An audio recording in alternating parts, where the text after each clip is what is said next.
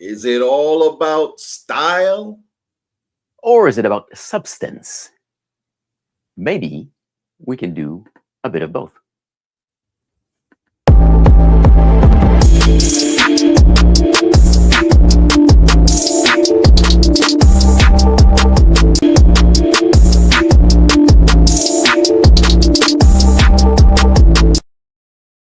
Woo! It's a happy Monday and welcome to Great Convos, where we always say whether you agree or disagree, you can always find great convos. Oh my goodness. Hello to everyone who is joining us from wherever you are in this world. You could have been anywhere in the world, but you're here with us and we appreciate it. I'm Roger, and that gentleman over there. Hi, Roger. I'm Alexandre. We are the style guy and the substance guy. Yes, we often hear that, eh? Style and substance. Yes. Like, yes. Roger, you are undeniably the style guy. I try to be as substantive as I can, as much substance as I can, but occasionally you rub off on me and I can get a little bit of style as well. Yeah, and vice versa. We Yeah, okay, really sometimes you can have a bit of feed substance off of each too. other. You're right. We feed off of each other, and that's the great thing. Hey, I just wanted to shout out to our loyal listeners as well. Thank you for being here. Pardon me? Sorry, I lost you for a second. Go ahead. Oh, I was going to say thank you for being here, and please shout out where you are and where you're coming from. We'd love to hear from you. Hello, Elios, who is a long-time listener to our show. We appreciate you being here, and many others who join us every single week. Man, Alex, we have someone who is joining us today, a very special person near and dear to my heart. I met this woman about a year and a half ago, maybe 2 years, I'm thinking. I can't remember where it was, but when it was, but it was an event called Unbreakable by Adrienne Fouquet, who was on our show as well. And we had her on the show, but I met this woman at that event, and instantaneously we hit it off. We've been friends ever since. We've gone out. We've had great conversations. And I wanted her to come on because I think that she has so much to share with our listeners about what she does and what she's gone through to get to where she is today. Do you want me to introduce her? Pamela Shainhouse. Oh, that was lovely. How are you? How are you? How are you? I am wonderful, coming from the same city that you're coming from, Toronto, Canada. I'm so excited when I take a look at where people are coming from. This is very cool. Yeah, we have them from all over. They Super join cool. us. Including here in Northern Ontario, where we had a huge snow dump. I've never seen so much snow in such a little time. I heard it was 100 centimeters. Did you get 100 centimeters? Some places, yeah. Wow. That's almost as tall as I am. I just want you to know that. We don't even have a snowblower, so it's difficult. However, even our neighbors, it took them 3 hours to go through their whole snow with their snowblower. So we're staying inside today. I think that's a good idea. Unbelievable. Wow, that's crazy. I live it with you because I don't want it. As if I have anything to say about it, right? Of course. Pamela, thank you for joining us today. And let's kick things off here. Tell our listeners a little bit about yourself and what it is that you do, please. Well, first of all, Roger and Alexandra, thank you so much for having me. And Roger, you were right. We hit it off just like that. It was as if magnets put us together. It was really very, very cool. I think people who have no problem speaking are drawn to others who have no trouble speaking.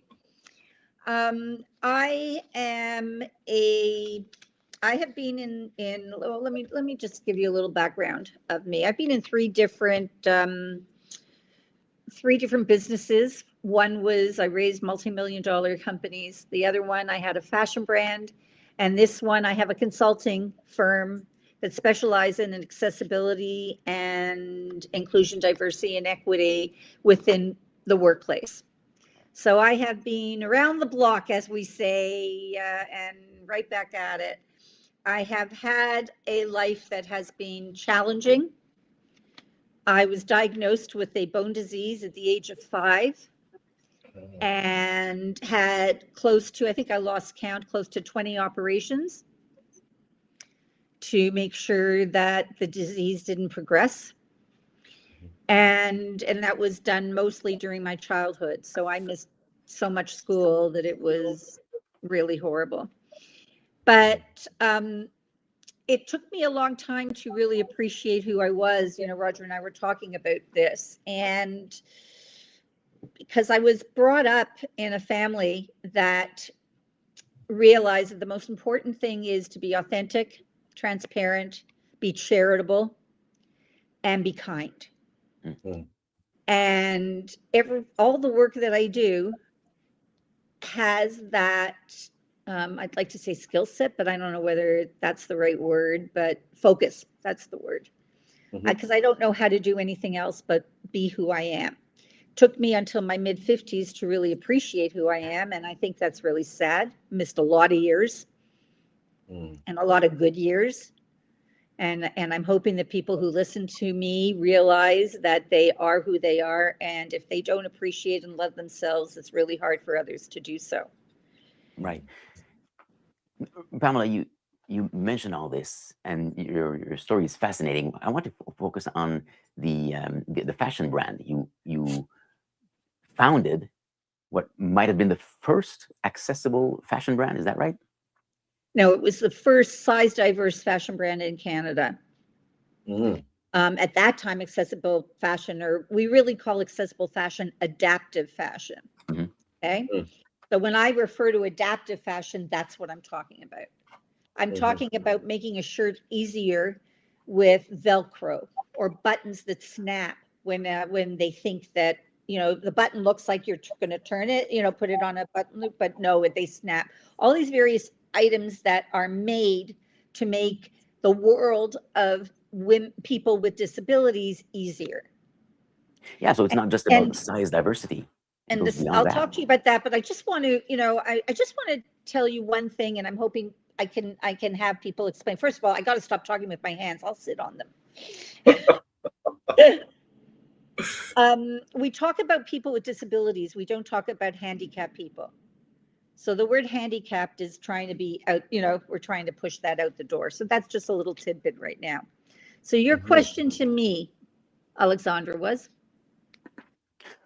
Well, the examples that you're giving is not just about size diversity, but about making it easier to be well dressed. Is that right? Absolutely. It's, you know, I'll give you a little bit of a background on how I got into the fashion industry. First of all, I was born into the fashion industry. My father had the largest manufacturer of children's wear in Canada.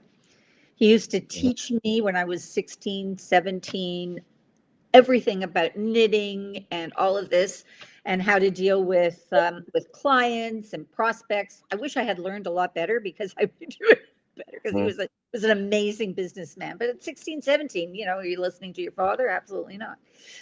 So but I had it inherent inside me. And my daughter, Allie, who was diagnosed in 1999 with stage 4B Hodgkin's lymphoma and passed in 2006 at the age of just under 27. So she died at 26. She had gained an extraordinary amount of weight from steroid treatment and couldn't get decent clothes. They were all what she called made out of polyester. Polyester? Polyester, she called polyester. And they were garbage, absolute garbage. They were fire. You know, if you were anywhere near a match, you'd go up in flames. All of these things. And so at that time, I said to her, I said, Allie, when you get better, we're going to start a clothing line. Sadly, she didn't. And I started the brand about 2 years later, when I could actually put one foot in front of the other and actually breathe. And we were fairly successful at the time. We were the first to ever do a size diverse fashion brand in Canada, meaning size diverse, meaning that we went from an extra small all the way up to the largest that we could do at that time, which was a 3X. And I just want to give you a perspective of that demographic, because that demographic now is over 67% of the women's wear, of women, period, not women's wear, but women's wear. They, you know what? It's not sexy, guys. It's not something that people really want to hook their teeth into. Sadly, now you don't see any plus size models. Very rare. Like, I mean, before you used to see a lot of plus size models on the runway. Now it's back to people who look like this. Oh, is that right? So there was evolution, and it came and went back to how it was. It does. There was, when I worked in it significantly. I'm in it because I have never left it, and my brand went on a back burner. I'm actually thinking of doing something now, but not sure, especially with what's going on with tariffs and all these various things. Maybe it's time to wait for 3 years, but then I'll, I don't know what I'm going to do. But the issue is I had to put it on a back burner because I got very ill for a few years and had to have major surgery. So when I got back on my feet, I realized, come on, Pam, what can you really do? And what I could do was start a consulting firm, which is part of Alley Style Incorporated. And we support accessibility, inclusion, diversity, and equity training, policy development. We do accessible audits. And we do, right now, we're focusing on accessible event management, because I've never been to an event that has been up to code. So it's interesting when you've always worked in a demographic that's smaller, and now you're working in another demographic. I find all of this fascinating because I'm on different hats or on my heads at different times. And people say, well, you should be focusing in one area. And you know what? When you're good in 2 different areas or 3 different areas, this is where you want to give your time. And I wanted to throw in here that you saying that and showing all the different avenues that you have focused on, and saying, hey, I could do all of these things and still be successful at it. But I remember you were on another podcast. I believe it was the Leslie Hawkins podcast. And you had a definitive moment where you started to ask yourself the question, who am I? And I want you to touch on that, because you in that podcast, you really focus on recognizing that you have to know who you are first. What was that moment for you that got you to start feeling this way now? That moment was really when my daughter, Allie, I never spoke well of myself. I always put myself down, even to a point that I was at a place once, a women's business area, and I was sitting and talking, and there was somebody over there listening to me, and she came over. She says, "I don't know if you know this, but lately, all I'm hearing you should talk to, is talking down to yourself." So I had moved to one side and came right back because she put another light bulb off. But when it happened to me the first time, is my daughter put me in front of a mirror, okay, literally full-length mirror, and says, "I don't know what you see, but nobody else sees it. So smarten the hell up." Wow. So I was always talking down, but it was only me that was seeing that. Nobody else was. I saw an old boyfriend. He says, "I don't know where you ever thought that you were fat or that you were deformed. I have a thing with my arm and my elbow that is differently formed because of the disease." And I used to call myself deformed. I'm not deformed. It took me that was when the light bulb went off, and lots of times it goes back and forth. But so what do you tell others? Like, and we're living in a world today where oftentimes it's about the appearance. It's about what people see. That's the first thing that we're talking about. What do you tell people who are in that position where they feel like they are insecure about themselves? What would be one thing that you would just say to them right now? I would say probably put them in front of a mirror and do the same damn thing if I was there that my daughter did. I really believe, I really believe this, that if you do not love yourself, you cannot ask anybody else to like you. You have to feel as if you are the most important person in your life. And I am. Because if I'm good, then my kids are good and the people around me are good. If I'm negative, I'm pulling everybody down with me. And it's not easy in this world to be positive. It's really hard.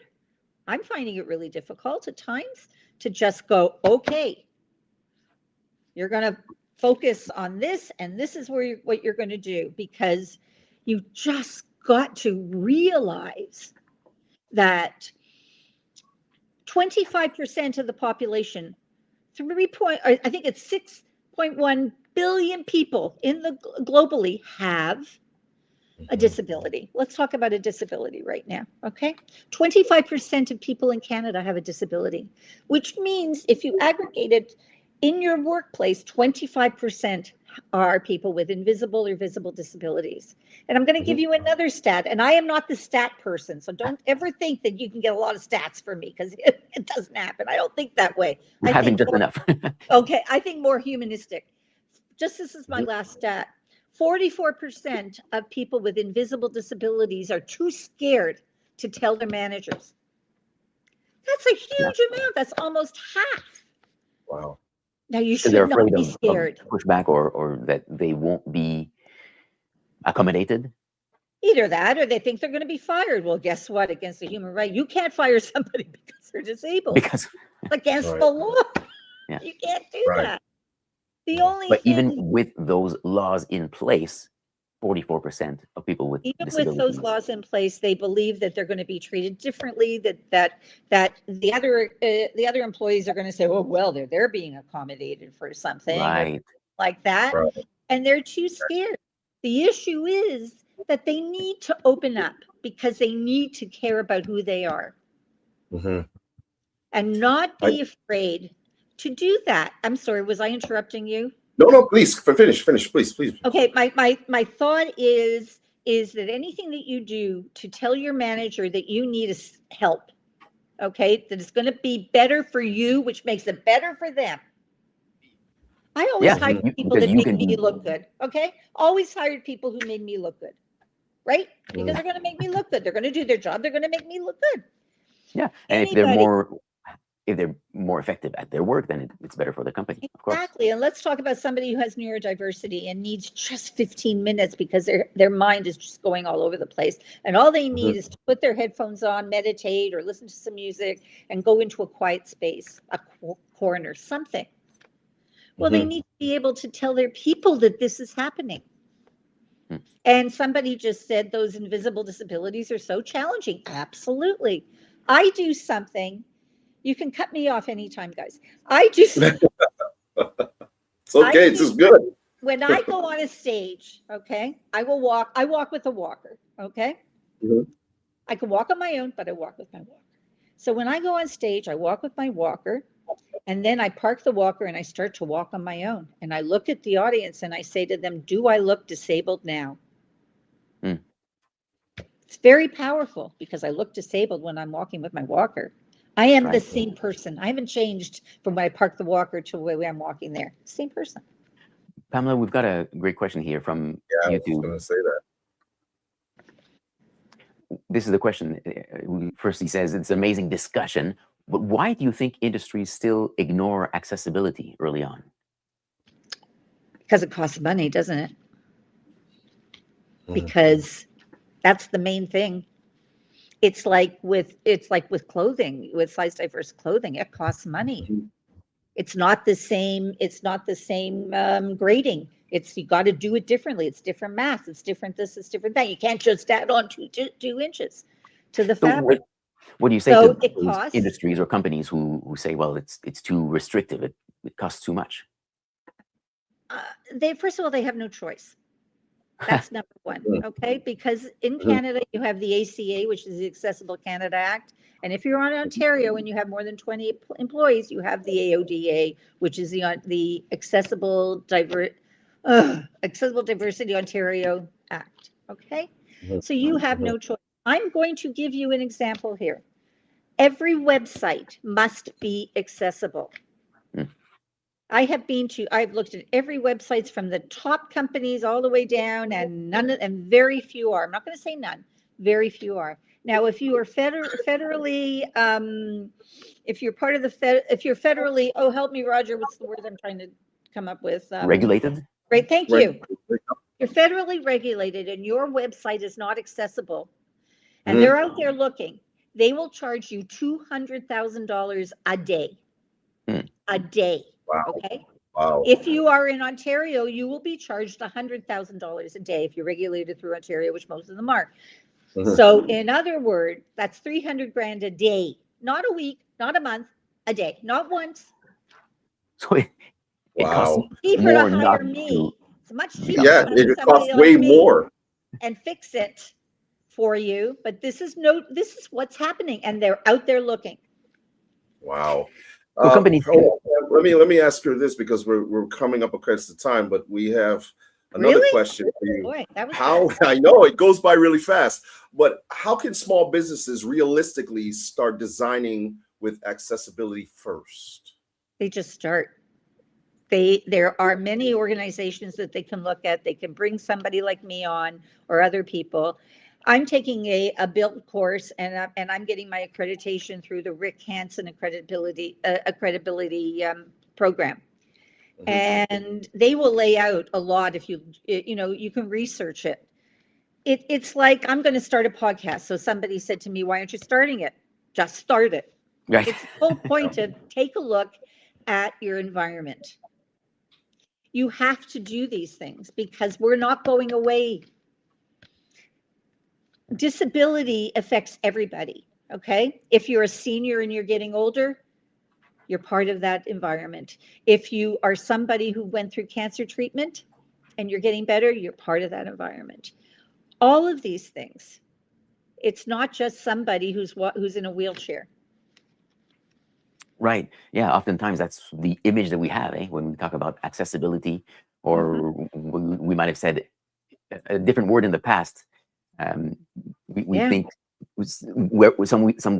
something that we can see that is obvious, but all these disabilities, in fact, as we've shared before, Well, people oftentimes we can don't get even in know touch about with them. me. Yes.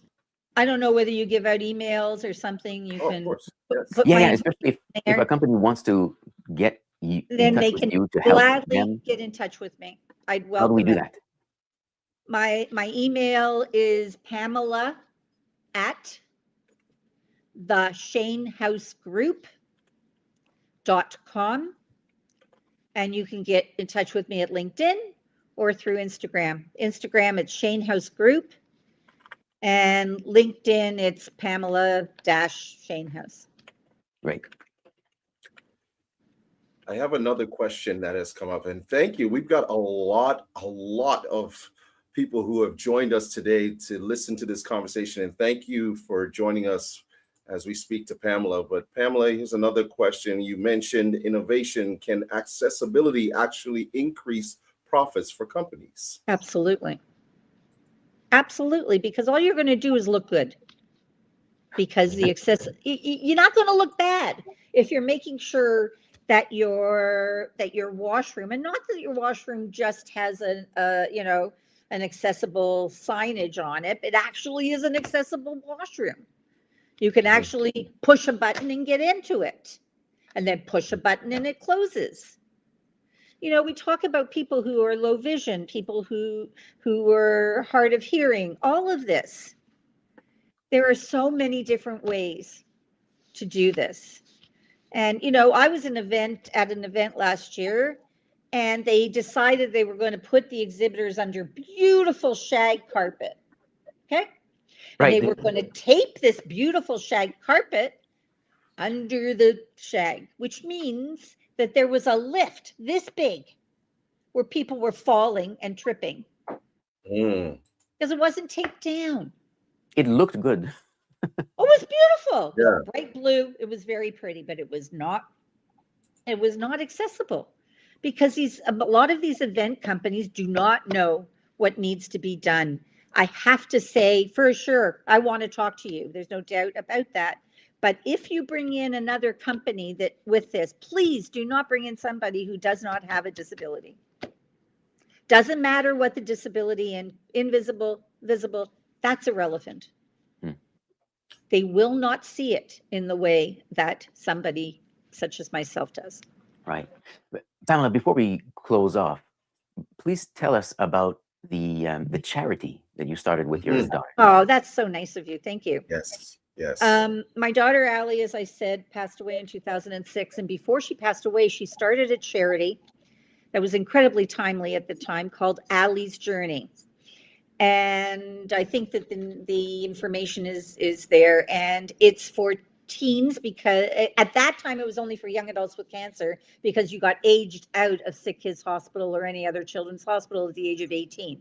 And you're still a child at that time. I don't care. You can argue it all blue in the face, and I'm going to tell you, you're still a child.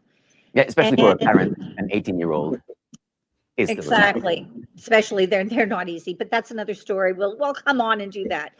We'll come back. I'm happy to come back. But the truth is that then you get thrown into a hospital with people our age and all of this, and you don't know which end is up. So Allie started it, and we supported at that time just young adults with cancer. Now the Sick Kids Hospital came to us, isn't that ironic? And said they have a teen program. Could they join us? And of course, we couldn't say no to Sick Kids Hospital. So now we support kids. Thank you very much for the condolences. I'm very grateful.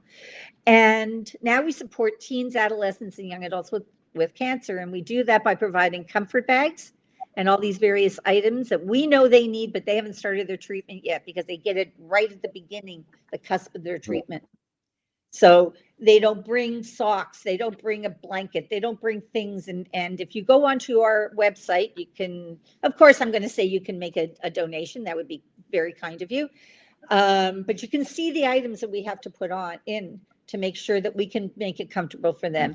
We also support an art therapy program, which is fascinating. We had our first event December 4th, where we had the people who were doing the art therapy explain everything. And guess where I was? I was sick with a fever in bed, missed my first ever event of Allie's Journey. I was like, but went well without me. So you know what? What the hell?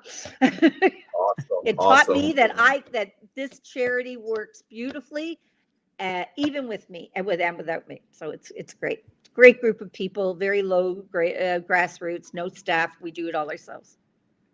Pamela, so the money you donate thank you goes directly so into much. the charity. Yeah, sorry, Pamela, thank you. I didn't mean to cut you off there. I apologize for that. It's all good. But Pamela, thank you so much for being on the show. We are up against the time right now.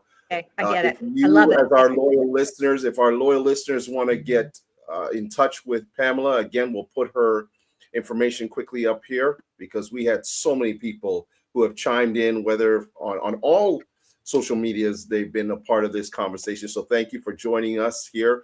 If you want to get a hold of Pamela, please reach out to her, be a part of the foundation that she has as well.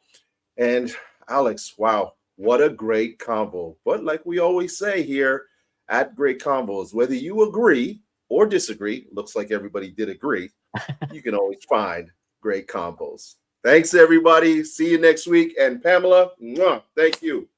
Got it. Thank you so much. Have a great week.